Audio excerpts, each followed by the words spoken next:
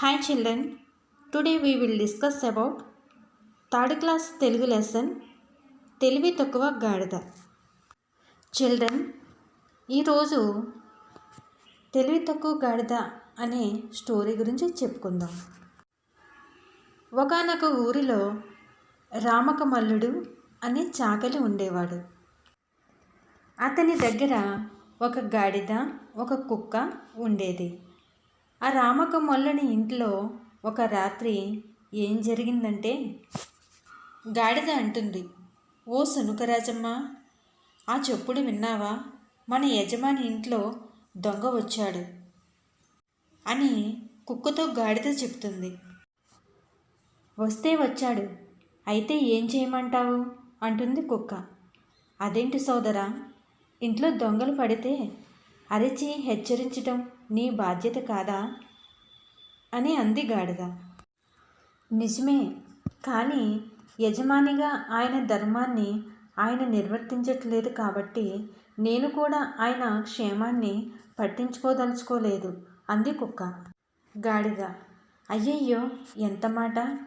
అంత మంచివాడిని పట్టుకుని అంత లేసి మాటలంటావా అంది గాడిద. ఏ మంచయ్యా, రోజు నువ్వు చెరువు దగ్గరకు బట్టలు మోసుకుని పోతున్నావు. నువ్వు చేసే పని కనిపిస్తుంది కాబట్టి నిన్ను దుక్కలా మేపుతున్నాడు. కానీ నిద్ర మానుకుని నేను కాసే కాపలా అతనికి కనిపించట్లేదు. అందుకే నాకు 4 మెతుకులు మిగిలితే పెడుతున్నాడు, లేకపోతే అదే లేదు. నాకు అరవడానికి కూడా ఓపిక లేదు, పోవయ్యా అంది కుక్క. గాడిద, అయ్యో, అలా అనవద్దు. నీ పగ తీర్చుకోవాల్సిన సమయం ఇది కాదు. లే, ఒక్కసారి నువ్వు బిగ్గరగా అరిస్తే యజమాని లేస్తాడు అంది గాడిద. చూడు, నువ్వు ఎంత మొత్తుకున్నా నేను అరవలేను.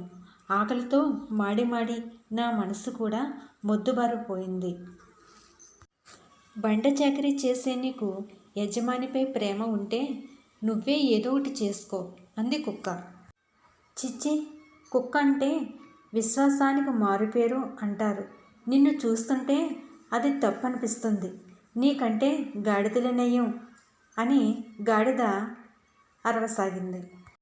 యజమాని, ఓయ్ గాడిద, పగలంతా ప్రజలు బట్టలు ఉతికి నేను అలసిపోయి నిద్రపోతుంటే నా నిద్రని భంగం చేస్తావా?